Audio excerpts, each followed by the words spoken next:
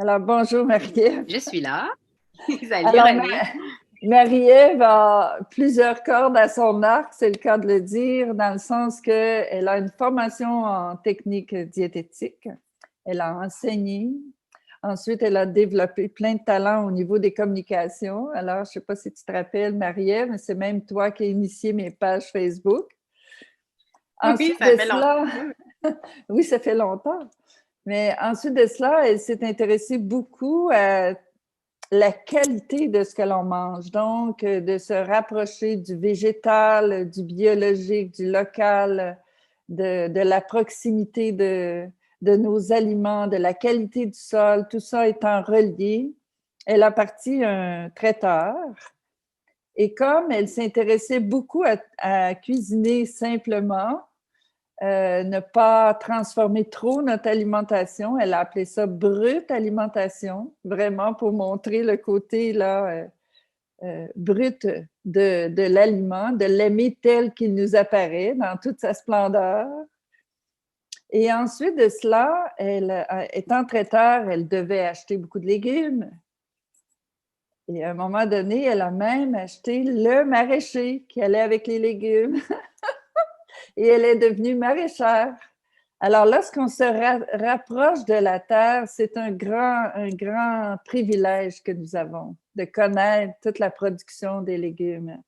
Et pour nous faire partager son amour, elle est devenue auteure. Elle a écrit un livre magnifique qui s'appelle La saison des légumes.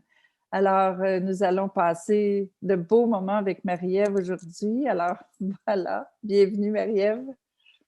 Et merci beaucoup René, ça me fait vraiment plaisir d'être ici, particulièrement au printemps, quand tout se réveille. Ça se réveille dans le champ et ça se réveille dans l'assiette. Puis moi, c'est mon moment de l'année préféré. Fait que je suis vraiment contente de partager ça avec vous aujourd'hui. C'est certain qu'il y a plusieurs herbes, plusieurs légumes là, qui ont le goût de se montrer, là. Ah oui, oui, ça bouille. La terre, des fois, ça a l'air, on dirait qu'il se passe rien, mais le soleil est chaud, la terre se réchauffe. Et puis, cette semaine, avec mes filles, on était au champ, puis on voyait la ciboulette qui pointait déjà, la livèche qui se réveillait, la mélisse aussi, la menthe, tu sais, fait qu'il y a toutes les plantes vivaces qui sont déjà implantées depuis un bon moment. Aussitôt qu'il se met à faire un petit peu chaud, là, que la neige fond, on les voit déjà. Alors, Alors là, ouais. ça doit te faire plaisir de voir que dans les jardineries, tout cela, l'an passé, là, il n'y avait pas assez de plants, les gens se sont vraiment intéressés de plus en plus au jardinage. Tu as vu ça Au là, pendant jardinage, la pandémie? Pendant la oui, pandémie? oui, vraiment. Les gens se sont intéressés, mais je pense qu'il y a eu je ne sais pas si c'est une prise de conscience, mais vraiment de prendre conscience qu'on devait pouvoir compter sur soi pour s'alimenter aussi. Que oui, on peut compter sur d'autres pour nous alimenter, mais que ça commençait à être assez important. Oui, qu'il faut savoir cuisiner, mais il faut aussi un petit peu savoir jardiner. Parce que c'est ça, de dépendre toujours sur les autres, de dépendre même sur très, très loin, ça peut être inquiétant quand il y a un COVID qui passe là, pendant on ne sait pas combien de temps. Alors, je pense que c'est ça qui a fait que les centres de jardin étaient vides, que c'était difficile. Même s'il y a presque une pénurie de semences aussi en ce moment, c'est difficile d'avoir des semences. Fait que c'est tant mieux parce que justement, il y a un éveil là, quant Un au fait éveil. de s'approprier le jardinage, le jardin, de cultiver soi-même, pas tout, mais certains aliments. Fait qu'effectivement, ça a Mais créé ça. ça fait partie de la conscience d'une alimentation saine, de s'intéresser Mm-hmm. à qu'est-ce qui s'est passé avant que le légume arrive chez moi, là. Toute la séquence à partir de la semence, mais où a-t-il été cultivé, dans quelles conditions les travailleurs ont-ils été traités, etc., etc. Alors, plus on se rapproche de chez soi, plus on a un impact très, très positif là-dessus, là. Mais oui, plus on peut le savoir, tu sais, c'est toutes des questions que si ça pousse au Mexique ou ailleurs dans le monde, c'est très difficile d'avoir des réponses. Alors, c'est sûr que quand on va faire son marché, ou quand on le cultive soi-même, on le sait, mais quand on va faire son marché au petit marché saisonnier du coin, puis qu'on parle avec ceux qui cultivent, ben, on a des réponses instantanées à nos questions. On peut même aller visiter les maraîchers, on peut aller faire du travail dans les champs, on peut aider, tout ça. Alors, le fait de mettre la main à la pâte, mais à la terre, ça aussi, c'est comme ça qu'on apprend. C'est la meilleure façon. Moi, c'est mon chum qui est maraîcher, c'est pas moi. Je suis devenue, je prétends pas être maraîchère, mais bon, c'est sûr que j'ai certaines connaissances parce que j'ai été beaucoup, je l'ai observé beaucoup, puis j'ai été beaucoup proche de la terre. Alors, plus l'humain va se rapprocher de ce terrain de jeu-là, plus il va manger santé, plus il va savoir quoi manger, plus ça va se simplifier. C'est vraiment le lien avec la terre, il est essentiel. Là. Et aussi, lorsqu'on s'adresse à des maraîchers de cette façon-là, bien souvent pour nous, ils vont nous proposer des nouveaux légumes. Pas nouveaux en soi, mais des légumes qu'on connaît moins, qu'on retrouve moins dans les étals d'épicerie et avec des parties aussi du légume qu'on n'avait pas l'habitude de consommer. Alors, en plus, vous nous proposez des variétés nouvelles pour nous et présentées aussi des fois dans sa forme entière. Je sais que toi, tu es très porté là-dessus de faire découvrir le légume dans son entièreté. Ben, parce que moi-même, je le savais pas. Tu sais, j'ai longtemps, quand j'avais mon chum, il était pas maraîcher, il a pas toujours été maraîcher, là. Fait que je le savais pas, moi, qu'un brocoli, ça venait avec des feuilles, que de la coriandre, ça pouvait venir avec sa racine, que le poireau pouvait venir avec aussi ses racines, cette espèce de toupette que j'appelle, là.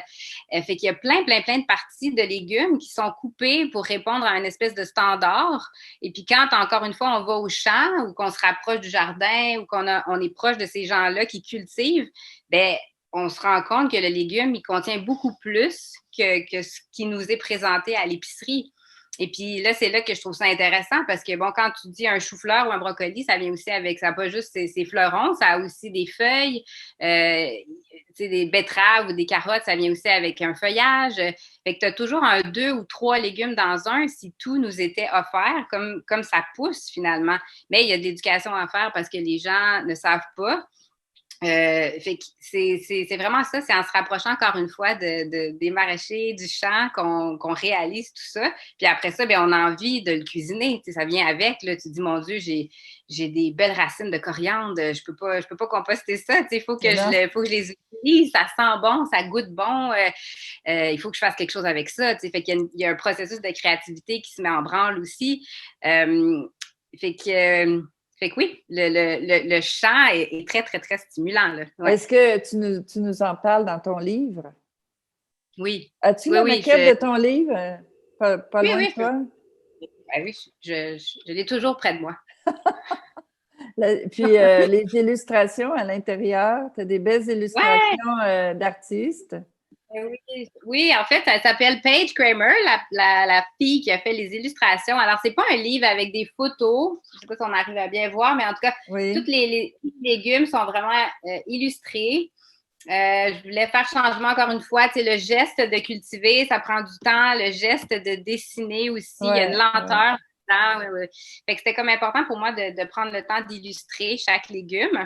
Et puis, c'est une petite Bible, ce livre-là. C'est vraiment un livre qui passe à travers, j'ai pas compté, en fait, mais vraiment beaucoup de légumes qui est divisé par famille botanique de légumes. Donc, le livre rassemble plusieurs légumes par famille botanique. Puis, en faisant ça, ça aide les gens à substituer quand on ne connaît pas certains légumes. Tantôt, tu parlais de diversité. C'est vrai qu'on peut, il y a certaines familles de légumes qui contiennent énormément de légumes, mais en les rassemblant, par famille comme ça, on est capable de les...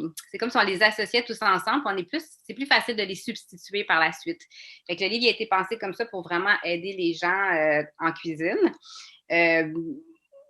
Voilà. Est-ce que tu parles dans ton livre de conservation? Parce que là, j'ai l'air de la fille qui ne connaît pas ton livre parce que je ne l'ai pas encore. Mais je sais que demain, je vais l'avoir. Demain. Alors... parce que je t'ai vu aussi dans l'élaboration du livre et c'est vraiment une démarche magnifique, là.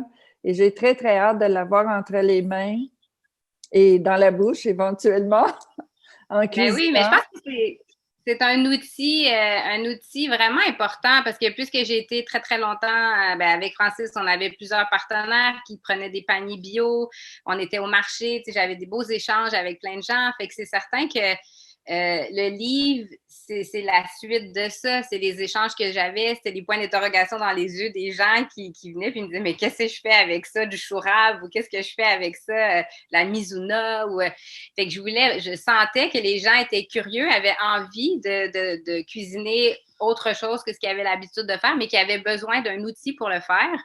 Fait qu'autant dans l'aspect de diversité, mais aussi dans le côté essayer de manger le plus longtemps local possible dans l'année. Parce que bon, il y a des moments dans l'année où il y a beaucoup de légumes, où il y a une variété de légumes qui peut être très, très abondante. On n'arrive pas à tout consommer tout de suite. Fait que c'est à ce moment-là que c'est important d'être capable de le préserver pour le manger l'hiver. Donc, tu nous parles de la conservation aussi. Faire de la conservation beaucoup. Puis j'essaie aussi de démontrer, ou en tout cas d'aider les gens à voir qu'en saison, on cuisine d'une certaine manière, puis hors saison, on cuisine d'une autre manière. C'est-à-dire que la saison des légumes au Québec, c'est de juin à novembre à peu près, où les maraîchers, où le temps nous permet de cultiver, puis les maraîchers nous offrent de la fraîcheur. Puis à partir de décembre jusqu'à maintenant, à peu près, jusqu'à mars, là, il n'y a plus rien de frais. Là. On travaille avec des racines, avec des légumes de conservation. Fait que l'été, c'est frais, on cuisine quasiment pas. Moi, je dis, on fait beaucoup d'agencement de légumes, de cuisine d'agencement. Puis on met beaucoup de fines herbes pour parfumer. Tandis qu'à l'hiver, ben là, c'est plus mijoté, c'est plus cuisiné, c'est les épices, tout ça. Fait que juste là, il y a des nuances, il y a des choses qu'il faut modifier dans notre façon de cuisiner, dépendamment si on cuisine ce légume-là en saison ou hors saison. Fait que ça, le livre, il soutient beaucoup à ce niveau-là aussi. Alors là, en saison, ça va être cuisiner l'épinard aujourd'hui. Puis est-ce que des épinards, tu en cuisines l'hiver? J'en congèle. C'est-à-dire que l'épinard, juste pour, on va le voir dans le clip, mais c'est un feuillage qui aime le froid. Alors, il est présent au printemps, puis il est présent à l'automne. À l'été, on le voit presque pas, il fait trop chaud. Oui. Fait que là, au printemps, on est tellement en manque de verre que je dirais pas de congeler de l'épinard au printemps, gardez-le pour votre consommation maintenant. Mais à l'automne, quand vous avez mangé une tonne de feuillage pendant la saison, profitez-en pour en congeler. Fait que moi, l'hiver, je vais manger des épinards que j'ai fait juste tomber puis congeler. Puis là, à ce temps-ci de l'année, on veut l'avoir le plus. On veut se faire des salades. Mais là, tu vas nous donner une dizaine de trucs pour utiliser l'épinard et tu le fais sous forme de vidéo parce que tu nous as amené dans ta serre, etc. Alors, on va regarder ça ensemble. Parfait, à tantôt. À tantôt. Bon, ben là, je suis dans la serre d'épinards. De la serre d'épinards. Une serre dans laquelle on démarre nos semis habituellement. Et puis, à l'automne, on avait planté des épinards. Évidemment, on en a eu un peu à l'automne. Là, l'hiver est arrivé. Fait que les épinards se sont reposés. On a mangé un petit peu cet hiver, mais pas beaucoup. Mais là, aujourd'hui, on est l'équinoxe du printemps. Ça, c'est merveilleux. Le soleil est là, on le sent, l'énergie est là. Et les épinards sont de retour. L'épinard, c'est un légume qui aime le froid, qui vit bien au printemps puis à l'automne. C'est pour ça que c'est plus rare de voir de l'épinard l'été. Il y a d'autres feuillages qui prennent la place. Mais là, ce qui nous intéresse, c'est l'épinard. J'avais envie de parler de ce sujet-là pour l'Expo Manger Santé parce que justement, c'est un feuillage qui est tellement polyvalent. Il fait partie de la famille des Chenopodiacées, comme la bétacarde, par exemple, comme le chou gras que vous connaissez peut-être, qui est une mauvaise herbe, mais qui est, je ne sais pas comment l'appeler sinon, mais qui est vraiment une belle plante aussi. Comme la betterave aussi. Et puis, c'est pas étonnant parce que quand on regarde le feuillage de betterave puis qu'on compare avec le feuillage de bétacarde, c'est très similaire. Alors, au niveau famille botanique de légumes, c'est des plantes qui font toutes partie de la même famille. Fait que donc, on pourrait les cuisiner tout ensemble ou on pourrait les substituer si jamais on n'avait pas, par exemple, d'épinards. Les recettes qu'on va faire dans quelques minutes, on pourrait aussi, par exemple, d'épinards. Les recettes qu'on va faire dans quelques minutes, on pourrait aussi les faire avec de la bétacarde, on pourrait aussi les faire avec du chou gras. On pourrait intégrer la betterave là-dedans si on veut rajouter de la couleur. Alors, je trouve ça intéressant de commencer le petit clip ici dans la serre pour vous montrer l'abondance de ce feuillage-là. Puis, justement pourquoi on doit user de créativité pour le cuisiner, parce que quand il est tellement abondant, il faut qu'on se fasse aller la créativité pour pouvoir l'utiliser de différentes façons. Fait qu'on se voit en cuisine. Alors, on est en cuisine. On est passé de la serre d'épinards au comptoir. Puis là, l'idée, quand on est au printemps comme ça, puis qu'on a un légume qui est très, très, très abondant, il faut être créatif, puis trouver des façons de pouvoir utiliser, bon, dans ce cas-ci, c'est l'épinard, de pouvoir l'utiliser, mais sans que ça paraisse trop, sans qu'on ait l'impression de toujours manger des épinards. Mais il faut vraiment user de créativité pour dire, OK, j'ai des tonnes d'épinards, c'est ça l'abondance, c'est ça qui est présent. J'en ai pas eu de l'hiver. Fait que comment je fais pour en manger le plus possible, mais sans que ça paraisse trop. Fait que là, mon idée, c'était de vous présenter un paquet d'idées. Je pense que j'en ai une douzaine d'idées avec l'épinard, autant en sucré, en salé, en breuvage. Fait que on va prendre le temps de passer à travers toutes ces idées à base d'épinards. Fait que ma première idée, c'était un smoothie. C'est pas super original, mais en même temps, c'est quelque chose qui est vraiment le fun d'intégrer justement du verre dans le smoothie. Et puis l'épinard, sa douceur, c'est vraiment pas une feuille qui est amère, c'est pas une feuille qui est agressante, c'est vraiment tout doux. Fait que de l'intégrer dans les smoothies le matin avec des fruits, c'est super passe-partout. Les enfants vont apprécier.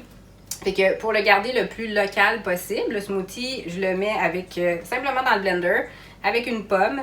Vous pouvez ajouter une banane si vous voulez. Vous pourriez ajouter une orange aussi.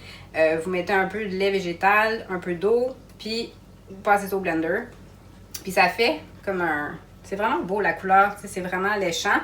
Puis le matin, ça start bien une journée. Fait que idée numéro 1 avec l'épinard. Deuxième idée, le potage. Hein? Puis un potage d'épinards, parce que, en fait, un potage de feuilles, c'est quelque chose, comme les feuilles sont assez fragiles, c'est important de ne pas trop les cuire. Puis mon truc, ce que je fais, c'est que je compacte comme il faut, là, comme vraiment beaucoup d'épinards ou du feuillage que vous aurez dans un chaudron. Vous mettez un tout petit fond d'eau, parce qu'il faut se dire aussi que le feuillage va dégager de l'eau aussi. Vous couvrez, vous portez à ébullition le liquide, puis vous éteignez le rond, puis vous laissez reposer peut-être 1 minute. Vous allez voir, tous les épinards vont s'affaisser. Puis ensuite, vous mettez au mélangeur. Au mélangeur avec un peu de lait végétal, du sel si vous voulez, une petite gousse d'ail si vous aimez l'ail.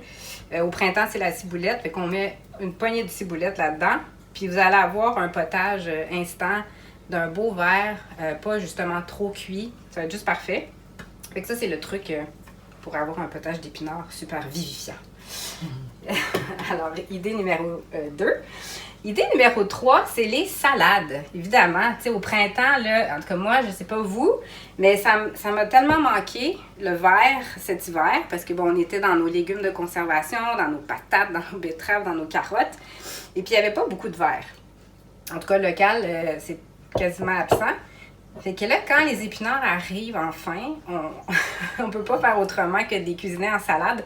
Fait que là, ce que j'ai fait, c'est que j'ai mis une partie d'épinards, une partie d'une verdure quelconque que j'avais, puis une partie de pousses aussi que je fais ici à la maison.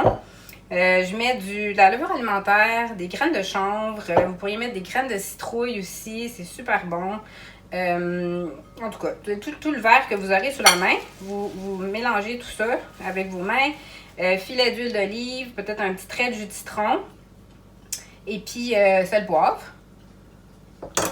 Puis là, c'est ça, ça vous fait une belle salade d'accompagnement. Sinon, ce que j'aime beaucoup faire, c'est j'appellerais ça comme un sandwich à la salade. Vraiment un wrap à la salade, une sandwich à la salade. Fait que vous prenez votre verdure, puis là, vous y allez vraiment généreux. Tu sais, c'est comme c'est ça, c'est un wrap à la salade. Vous pourriez mettre des tranches d'avocat, ce qui n'est pas très local, mais des fois, ça rend un petit boost. Vous pourriez tartiner votre pain avec de l'hummus aussi. Vous pourriez mettre du tofu grillé à l'intérieur aussi pour protéiner la chose, mais vraiment hummus ou tofu peuvent très bien faire l'affaire. Et puis, vous allez vous rouler ça. Moi, j'avais mis un peu de mayo aussi pour que ce soit un peu, comment dire, vinaigré et crémeux. Puis vous coupez ça. Fait que c'est vraiment un wrap salade, mais c'est super frais, c'est croquant, c'est rafraîchissant, puis ça nourrit vraiment, là. T'sais, au printemps, notre corps, on dirait qu'il y a un appel de cette verdure-là. Alors, ça, c'est une belle petite idée de sandwich à la salade. Puis sinon, ben c'est ça, un accompagnement fait bien la salade. J'avais même mis de la luzerne, tu sais, si vous avez d'autres pousses que des pousses de tournesol, vous pouvez mettre de la luzerne aussi dans votre sandwich, là, ça serait super gagnant. Alors voilà, idée numéro 3. Si on reste dans la salade, mais une salade qui est un petit peu plus cuisinée, ça c'était salade complètement crue. Là, j'ai fait une salade de pommes de terre. Je vais prendre une cuillère pour vous montrer. Fait que c'est vraiment des patates que j'ai cuit. Ça, c'est quelque chose à penser, en fait, le printemps. Quand on est au début du printemps, il y a une transition. C'est comme si on doit travailler en cuisine avec la fin des légumes de conservation, par exemple les betteraves, les carottes, les patates. Et puis qu'on intègre à ça les petites pousses, les feuillages qui arrivent. Alors, c'est des beaux agencements. C'est winner en cuisine. Là, j'ai fait une salade de patates avec mes patates de conservation, mon fond de patates. Puis mes épinards frais que j'avais. Et puis à ça, j'ai mis des petits champignons de Paris aussi que j'avais fait griller. Puis le vert que vous voyez dans les pommes de terre, c'est un pesto. Parce que ça fait partie d'une autre idée que vous pouvez faire avec les épinards. C'est-à-dire que vous les faites tomber dans le poêlon ou dans un chaudron. Vous tordez l'excédent d'eau. Vous mettez dans le robot ces épinards cuits, une gousse d'ail, de l'huile, puis vous actionnez votre robot. Et puis vous allez avoir une pâte verte. Puis cette pâte verte-là, ben, disons que pour les enfants, surtout, ça aide à camoufler le vert, à camoufler l'épinard. Pas camoufler le vert, c'est très vert, mais à camoufler l'épinard. Ça passe bien. Fait que c'est pour ça que j'ai mis un peu de pesto d'épinard dans mes patates. J'ai mis de la végénaise. Et puis, un peu de citron, sel, poivre, des champignons, puis des épinards frais. Fait que ça fait vraiment une belle salade de patates, un petit peu plus nourrissante que la salade de patates traditionnelle, juste avec de la mayonnaise. Puis c'est ça, c'est une belle salade printanière de patates. Fait que ça, c'était une autre idée de salade, mais un petit peu plus cuisinée. Sinon, on peut tomber, ben là, j'avais montré le sandwich à la salade, mais vraiment le pain et épinards, tout ce qui est... je vais passer à travers plein d'idées, là, mais c'est ça, le pain et les épinards, c'est vraiment gagnant. Fait qu'une chose toute simple aussi que vous pouvez faire, c'est simplement un crouton, donc une toast de pain de votre choix, que vous tartinez d'hummus, que vous pouvez frotter avec une gousse d'ail. Vous pouvez mettre un petit pesto de ciboulette aussi si votre ciboulette est arrivée. Donc, vous tartinez votre pain d'une saveur quelconque. Vous déposez une grosse touffe d'épinards que vous avez fait cuire, sauter. Et puis, pareil, le mix avec les champignons, c'est super bon. Fait que vous déposez un peu de champignons, fromage, feta si vous avez, ou une autre garniture, ça peut être du tofu émietté aussi. Et puis, ben c'est ça vous fait comme un petit croque-monsieur, un petit sandwich ouvert, qui peut être vraiment intéressant aussi. Fait que ça, il y a cette idée-là. Évidemment, là, on tombe dans tout ce qui est pain. Fait que j'ai fait une autre idée avec le pain. C'est un calzone. Fait que là, vous voyez à l'intérieur, c'est vraiment une garniture d'épinards avec du tofu, avec de l'ail. J'aurais pu mettre des champignons aussi dedans, tout ça. Fait que ça se mange froid ou chaud. Mais bon, dans la pâte comme ça, en fait, c'est une base de pâte à pizza que j'ai découpée en petits morceaux, que j'ai roulés. Et puis, je me fais des petites pochettes comme ça. Là, je referme après ma pâte, puis je fais cuire un peu comme une pizza. Donc, l'idée du calzone est le fun parce que ça se mange sur la route. On peut amener ça avec nous dans l'auto, tout ça. C'est vraiment pratique aussi dans les lunchs. Alors, calzone. Sinon, ben, je ne l'ai pas fait, mais la pizza, évidemment. Alors, on peut faire une grande pizza, mettre de la sauce tomate, mettre plein d'épinards. Fait qu'encore une fois, l'épinard est gagnant dans la pizza, puis dans les calzones. Dans les sandwichs aussi, ça peut être un grilled cheese. je ne l'ai pas fait non plus, mais un grilled cheese, là, vraiment tout ce qui a du pain, en fait, tout ce qui a une base de pain.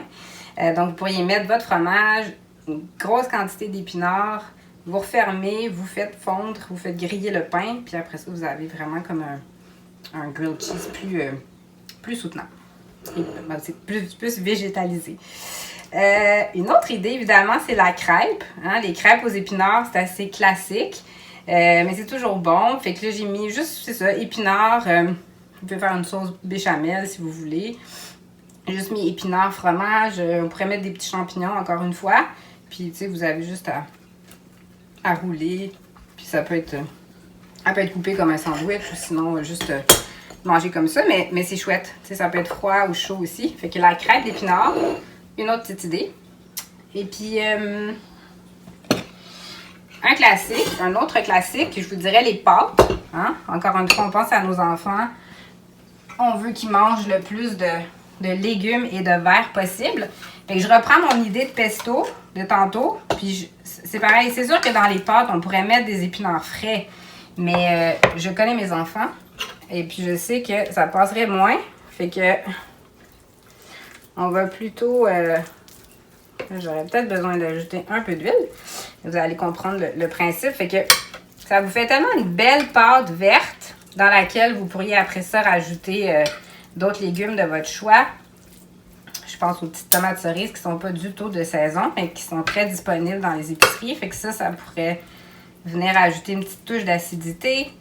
Mais sinon, juste comme ça, avec un peu de fromage râpé dessus. Là, puis là, c'est une pâte qui avait refroidi. Fait que c'est pour ça aussi, quand vous mettez dans la pâte chaude, c'est plus facile à mélanger.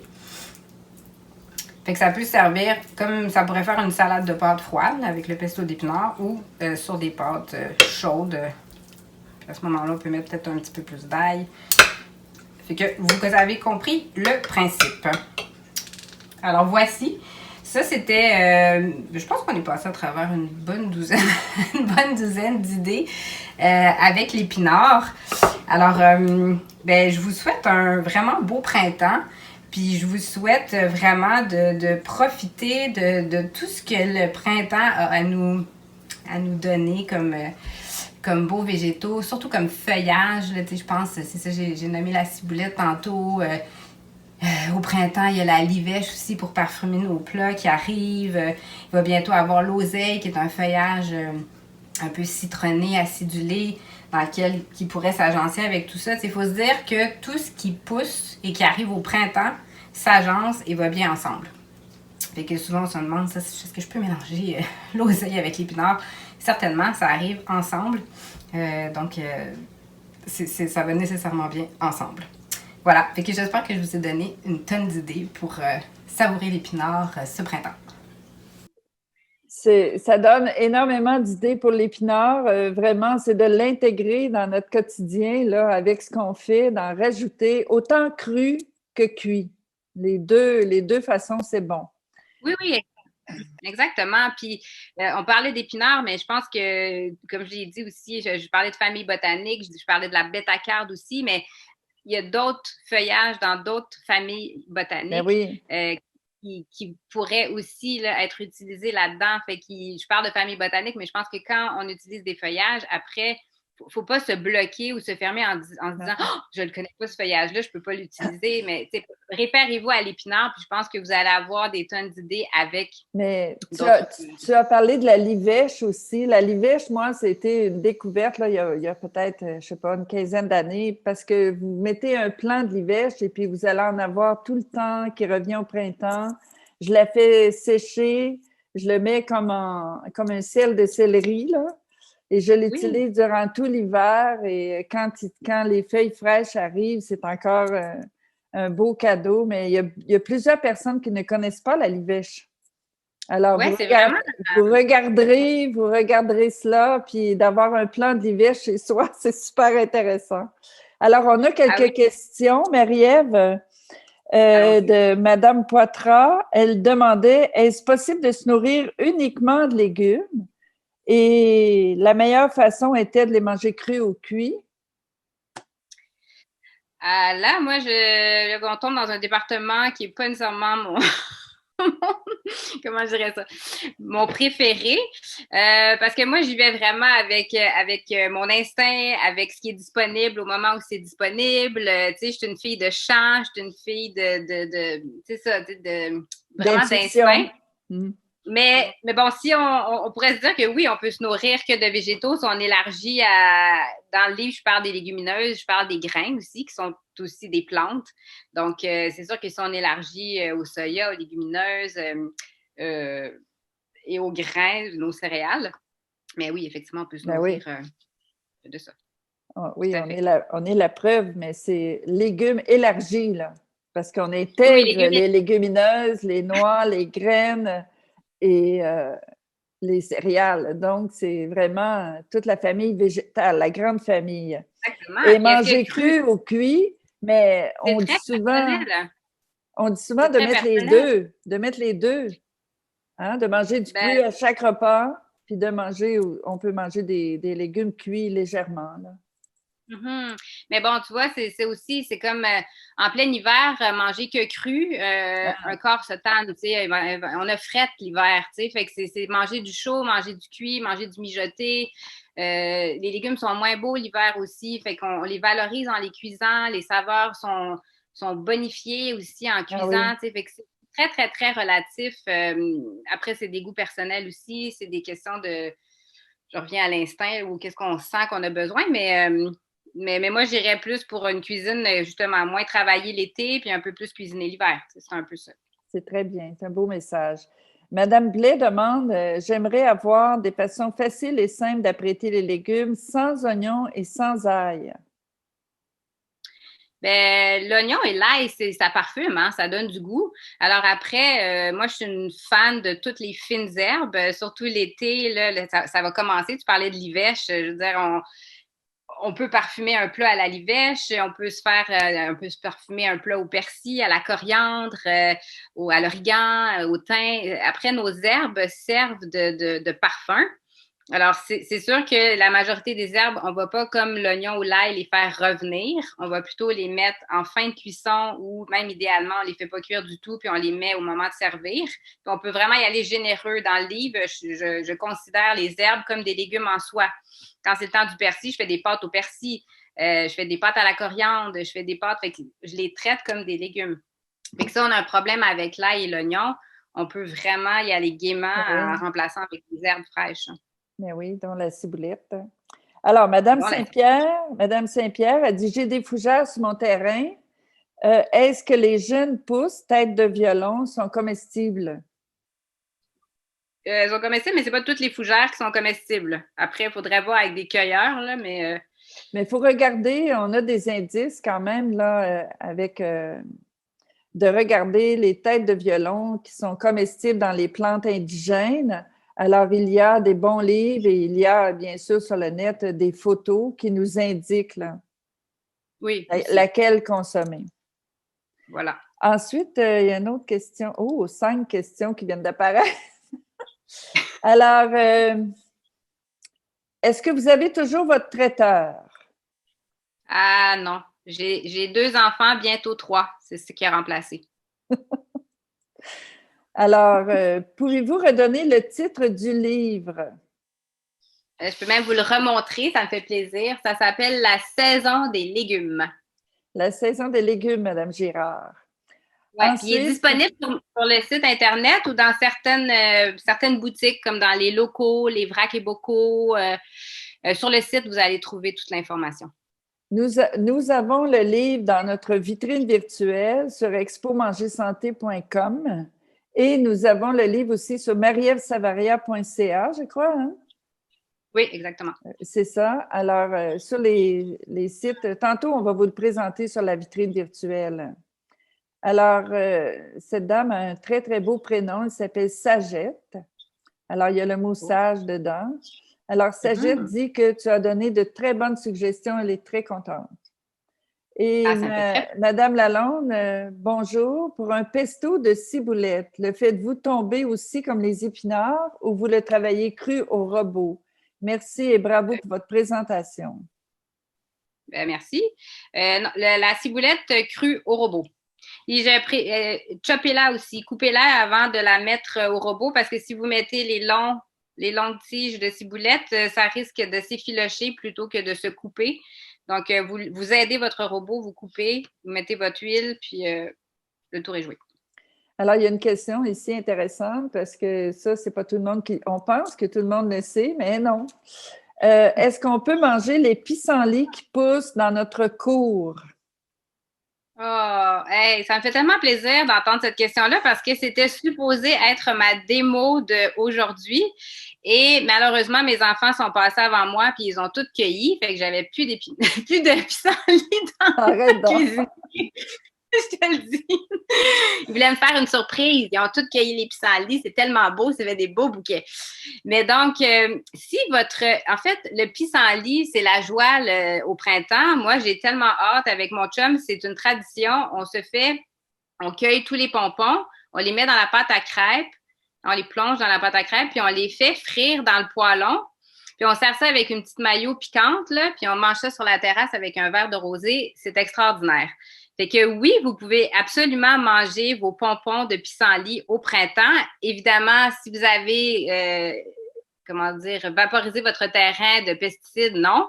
Mais si votre terrain est sain, oui, allez-y vraiment gaiement. C'est super bon. Fait que c'était mon... Et les jeunes feuilles vont apparaître après. Comment? Les jeunes feuilles vont apparaître très bientôt aussi. Alors, les jeunes feuilles, c'est très, très bon en salade.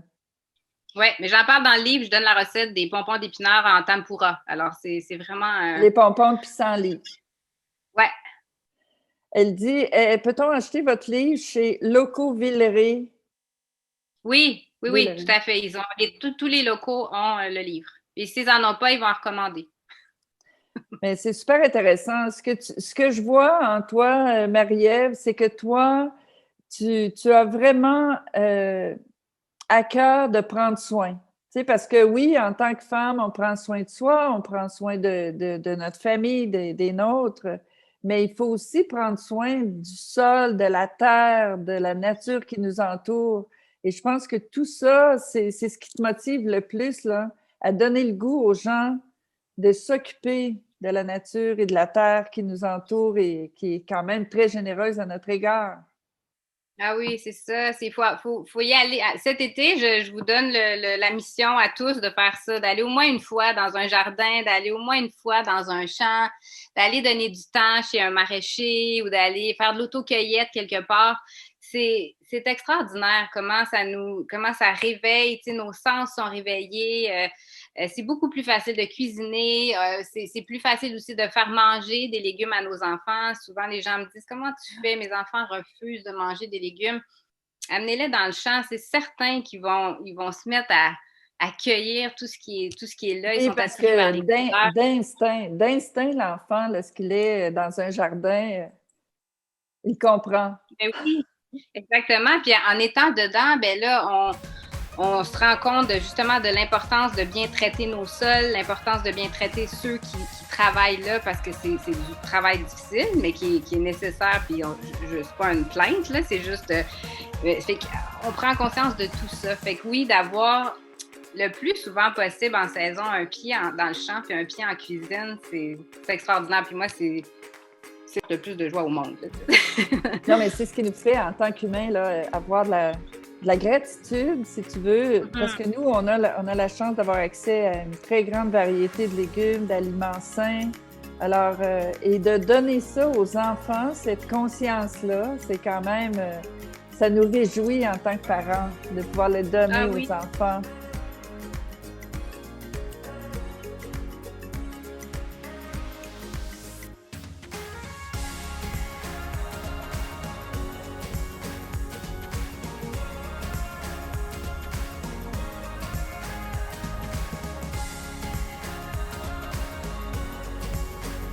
Merci beaucoup, Marie-Ève. Je pense que tu bonifies notre vie, vraiment. Merci beaucoup. Excellent. Merci à vous autres. Merci. Allez, hop. Bonne journée. Au revoir et merci tout le monde.